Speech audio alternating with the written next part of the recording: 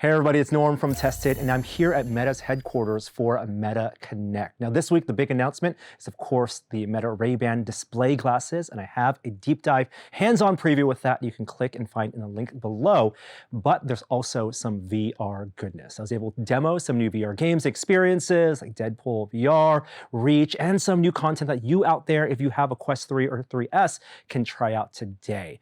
Last year, Meta and James Cameron's Lightstorm company announced a partnership to create content for headset. And the first type of content for that partnership is out today. It's actually the trailer and an exclusive clip from Avatar, Fire and Ash in headset, in stereo 3D and high frame rate. And I have this set behind me because I have about 12 minutes to chat with James Cameron and Boz about the type of content they want to make in this partnership, and I better get to it. All right, Buzz, great to see you again. I see you're wearing the new display glasses. Very excited about them, yes. Awesome. And Jim, pleasure to meet you. Good to meet you. Yeah, so you guys announced a partnership last year between Meta and Lightstorm to create content, deliver content, and we're seeing some of that, the fruits of that today in terms of a trailer and a clip. Jim, tell me about your interest in this type of content, in producing immersive media, in getting your vision, your films into a way that people can see it in headset. Well, it's getting exciting these days because, you know, the form factor is getting lighter and the resolution's higher, the brightness is fantastic. All the things that I felt have been lacking in the VR interface in the past and lacking in theatrical presentation. So I like 3D, right? We see the world in 3D. I'm a big advocate of 3D for narrative, storytelling, for documentary, for sports, for everything, you know. And I think it's really been untapped because historically until now, you could really only see it in a movie theater. Yeah. And it was always quite compromised in a movie theater because of the brightness levels. They've got to fill this giant screen. They can do it now with laser projection, but that's only in a small percentage. It's confusing. There are so many different theater formats. There are many formats, and some are better than others. And IMAX is good, Dolby Vision is very good. But the point is that when these head-mounted displays now have the resolution, they've got the brightness, and when I see my stuff, like say an Avatar film, in like say a Meta Quest 3, it's fantastic. It's the way I made the movie to look, you know, and often when you go to a movie theater, it's quite dark. Yeah. And so I've been pushing against the exhibitors for so long. I feel like I've spent my last 20 years of my life pushing against the exhibitors to do a better job. I'm just kind of over it, you know. It's like, why not see it the way it was authored to be? Yeah. Well, tell me about how that technical marriage happens, because I got to preview it. It's in 3D, of course, stereo. Yeah. It's high frame rate, the way you imagined for the scenes that you chose. You know, Buzz, what does it take to get it to look right? I don't want to be obsequious, but you know, Jim is like he's underselling it. Like he is one of the original advanced, you know, technologists driving stereoscopic forward in the industry. He's the reason that we have stereoscopic in exhibitors' hands at all today, going back to Avatar and the requirement that he put on what it was going to take to show that film. So, you know, we don't tell him what it's going to take to get the film right. He tells us what it's going to take to get the film right. And then we try to meet those specifications. And they're exacting. I remember the first time we met down in LA, you know, we always think about brightness and nits, and you were giving me foot lumens. And I was like having to Google like the translation between foot lumens and nits. Yeah. But so, you know, to have somebody who has a creative vision that is exacting, that is technically profoundly well-informed, it's a wonderful partner to have because you know exactly the bar you need to hit. And if you hit that bar, you get this kind of partnership for content. So yeah, it's really been such a tremendous one for us, a natural partnership. Really, you've got people on both sides who are profoundly committed to this vision of what is possible, what should be possible for immersive experiences in storytelling. Yeah, it was interesting when I first met the Meta team on the content side, which is Bob Morgan, Sarah Malkin. And I was partway through my pitch, and I had made this pitch to a number of entities, broadcasters and studio heads and so on, and even other people in the device business. And I was partway through my pitch, and I noticed their heads going like this, just going like this. It's like their research, their work at Reality Labs and so on had led them to the same kinds of conclusions of what I was laying out. We made a deal very quickly. That's right. Because they had a need for the kind of the technology and the sort of quality control and our experience around stereoscopic media, because everybody I think had gotten in. I don't want to say distracted, but they had gone down the path almost exclusively of what do we do with the full immersive field of view, Yep. and kind of forgotten about there's a box for storytelling. Yeah. And immersive stuff is fantastic. We love it. It's amazing and all that, but it's harder to tell a story when people are looking all around the place. It creates a different editing rhythm. It creates a completely different kind of compositional set of challenges and so on. And it's a little bit of an uneasy relationship. And I'd spent 25 years telling a story in a rectangle. We call it the proscenium, right?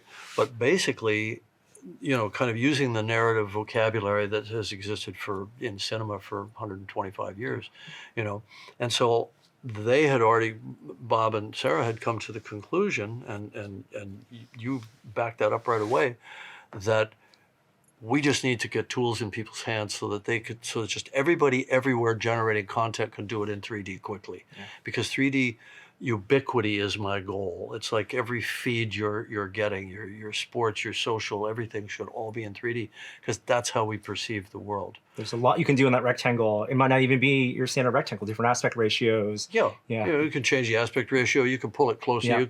You can be a little more immersed in it, but you still, I'm speaking as a filmmaker now, not as a technologist, but I need to have a high degree of predictability of where people are looking at any given moment and how long they need to look there before I can cut to the next shot. Those are your storytelling tools. It's storytelling, and as an editor, because I edit my own stuff as well. I work with very good editors, but I do the kind of final pass. It's like I need to have a very, very high sort of, almost in my head, a probabilistic algorithm for where people are looking and how long they need to take in a given moment, and then I could cut to the next thing. And stereo becomes a part of that. Immersive changes the rules completely.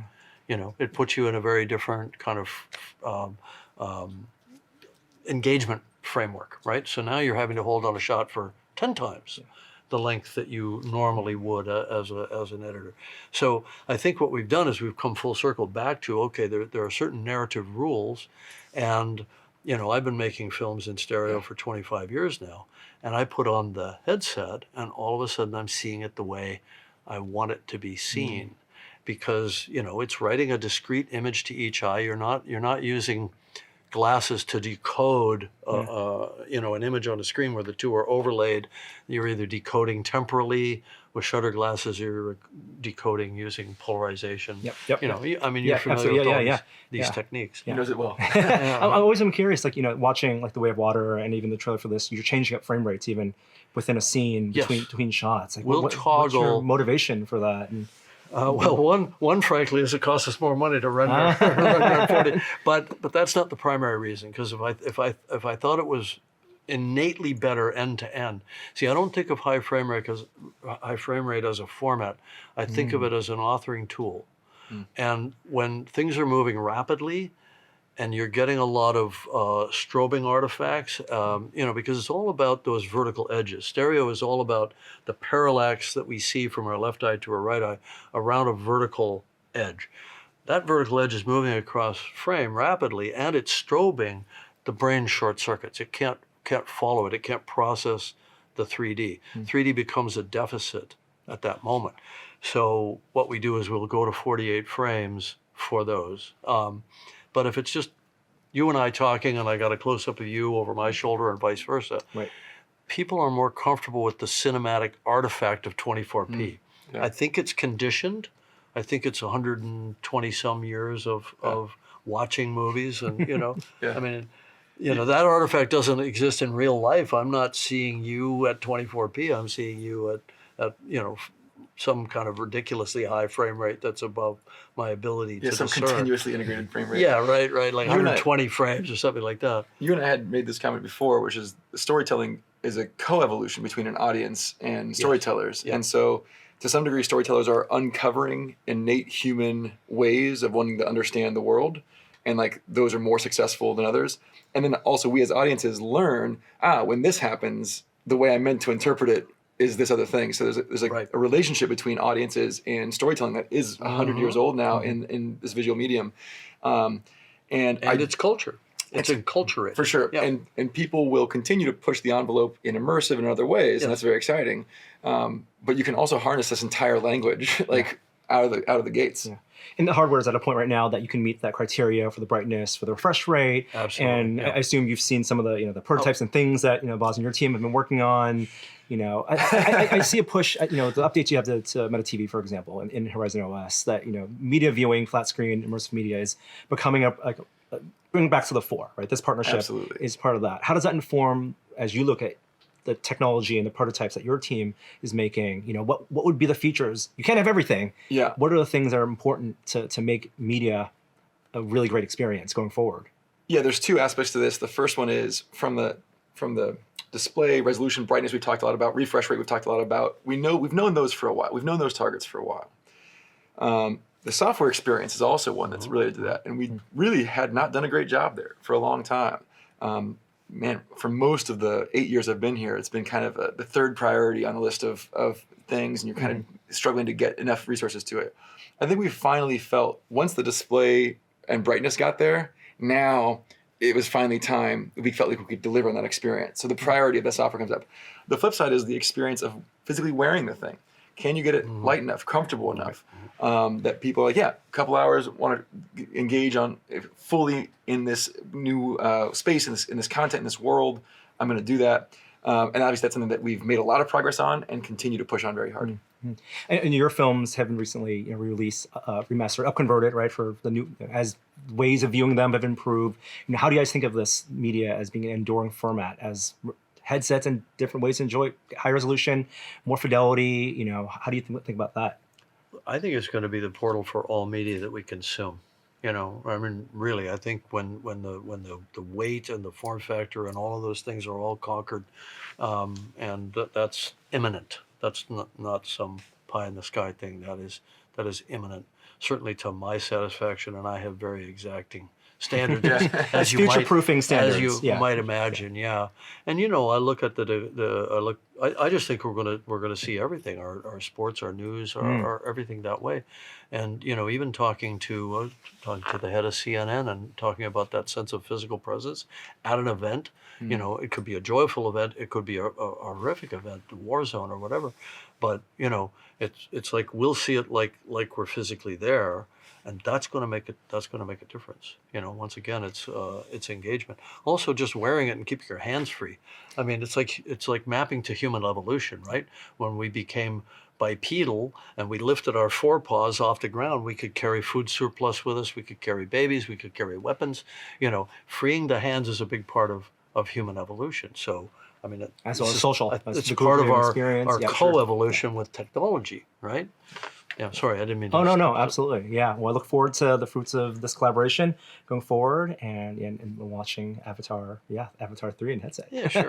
Please do. Thank you both so much. Okay, all right, thanks. Okay, that conversation went by so fast, it felt like 4 minutes in my head. But there's so much cool stuff that Boz and James Cameron talked about. And what came through for me was just the technical challenges that they have to go through to make the content that Cameron and his team are already making for cinemas look great and look right in headset. It's not as easy as just sending over the digital file, the Blu-ray, and then uploading it to headset. To make it look right in 3D, in high frame rate, at the right brightnesses, in HDR, requires custom work on the software side, which will then hopefully pave the path for other types of 3D movies, whether created by Cameron and his team or other filmmakers, to also look good in headset, which we haven't had done right just yet. Also interesting to me is how focused James Cameron seemed to be on telling stories still in the traditional frame. I mean, that's been his whole career, creating narratives in the proscenium for cinema that can be viewed at home and now in headset. And while I'm sure he's absolutely interested in immersive storytelling, expanding beyond the frame, VR 180, and maybe that's something to do down the line, there still seems to be a lot of meat still to tell, to do interesting stories in the world of Pandora, in the world of Avatar, in whatever stories and types of content he wants to make in the frame. I would love to see him expand beyond the frame. I mean, the frame itself has changed so much over the history of cinema. We have large format, different aspect ratios, not just CinemaScope. We have IMAX at 1.43 or 1.9, and all of that, it's ripe for maximizing in headset when you have a wide field of view. It's one of the reasons I love watching 3D content and immersive content in headsets, because it changes my perception of what type of storytelling you can do without having to go to an expensive theater or go to some type of location-based experience like the Sphere or Cosm. So hope to see much more of their collaboration there going forward. But something else you can also try in VR that's out now is Hyperscape. And this is a demo that you might have recalled last year. They teased and gave let people try out. It was a way of capturing environments to explore in headset, but not using photogrammetry. It's not creating meshes and textured scenes. It's using Gaussian splats. And previously there were like a half dozen artist studios that you can explore, and it was kind of a trippy experience. I mean, you can kind of teleport your way around these locations and get it close and look under tables. But the closer you got, you could really tell that these were splats and not meshes. And what's new this year is the ability not only to capture those scenes quicker. Previously, it was about 2 to 4 hours with a phone. This year, you can capture it by wearing a Quest 3 headset or 3S headset in about 5 to 6 minutes, but they're also opening that ability out to users. So you can download the Hyperscape app and capture your own environment. I did a demo of that where I was put on a headset and walked around a medium-sized space and went through a 3-step process of scanning the walls, getting deeper into the details and looking at the ceiling. And then they show me what that scene would look like after it gets processed by their servers, which takes a couple hours. And it looked like a perfect recreation of that scene. For people who have interesting workspaces or homes that are constantly changing, like for example, I have kids whose bedrooms and living spaces I want to capture that memory of. This seems to be a really cool way to potentially hold that and be able to re-explore those environments in the future. And right now it's a solo experience, but talking to some of the product leads there, they're telling me that they're thinking of ways not only to combine Gaussian spot environments and meshes, but also make them more social, that maybe put them in Horizon Worlds so that more people can enter the spaces that you create. That would be really cool as well. So lots of interesting content that they're developing for VR headsets, and of course, prototypes of VR headsets that they're working on. So we'll hopefully be able to see more of that stuff in the future. You have to stay tuned to the channel. But thanks so much for watching. I'm Norm, and I'll see you next time.